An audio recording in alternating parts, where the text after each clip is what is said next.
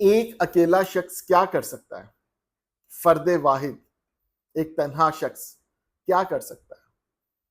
हम में से अक्सर व बेशतर बहुत सारे काम ये सोच के छोड़ देते हैं कि यार मेरे अकेले से या मेरे अकेले के करने से क्या फर्क पड़ेगा। तब्दीली तो बाकी सब लोगों के मिलने से आती है। इसमें कोई शक की बात नहीं है कि सब लोग मिलके काम करते हैं तो उसका असर पूरी कौम के ऊपर पड़ता है।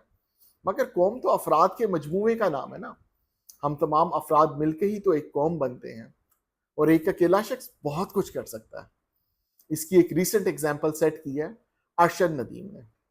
आज से 4-5 साल पहले जेवलिन थ्रो नाम की किसी गेम का हम सबको तो पता भी नहीं था।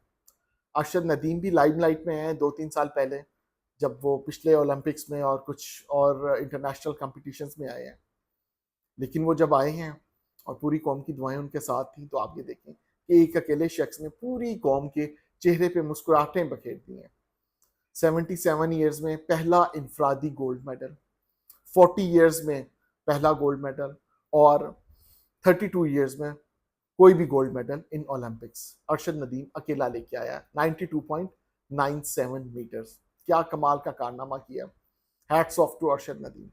लेकिन वो हम सबको एक सबक दे गया है, बता गया है कि एक अकेला शख्स चाहे तो बहुत कुछ कर सकता है। और वो क्या कहा था सुल्तान मजरूपुरी ने कि मैं अकेला ही चला था जानिबे मंजिल, मगर लोग साथ आते गए और कारवां बनता गया। और अब देखिए कितने लोगों को उसने मोटिवेट कर दिया, इंस्पायर कर दिया है कि आइए आप भी मेहनत, जज्बे और लगन के साथ काम करते रहें तो बहुत कुछ बन सकता है। और एक अकेला फर्द भी पूरी पूरी कौम के लिए सहारे का बायस बन जाता है।